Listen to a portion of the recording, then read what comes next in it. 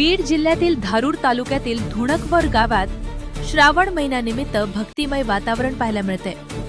डोंगराच्या माथावर वसलेले धुणकेश्वर महादेव मंदिर हे पुरातन आणि जागृत देवस्थान म्हणून ओळखले जाते।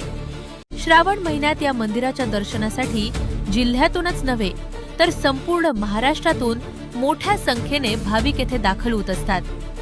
गेली तब्बल 11 वर्ष धुणकवड गावातील ग्रामस्थांच्या वतीनं श्रावण महिन्यात भाविकांसाठी विविध उपक्रम राबवले जात आहेत। यामध्ये भाविकांसाठी पिण्याच्या पाण्याची व्यवस्था तसेच महाप्रसादाच्या माध्यमातून भोजनाची व्यवस्था केली जाते।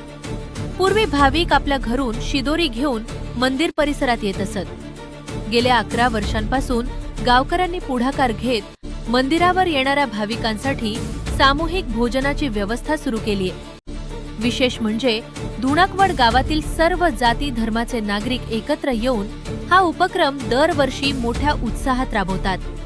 त्यामुळे या उपक्रमातून सामाजिक एकोपा आणि बंधुभावाचा सुंदर संदेशही दिला जात आहे। याच निमित्तानं आज श्रीहरी भक्त पारायण सोपान महाराज सानप यांच्या कीर्तनाचे आयोजन करण्यात आले होते।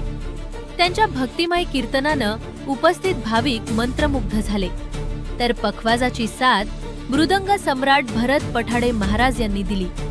श्रावणातील भक्ती, ग्रामस्थांची एकजूट आणि भाविकांच्या सेवेतून धुणकवड गावानं जपलेली ही परंपरा निश्चितच कौतुकास्पद ठरत आहे। या बातमीचा आढावा घेतलाय आमचे प्रतिनिधी प्रकाश यादव यांनी।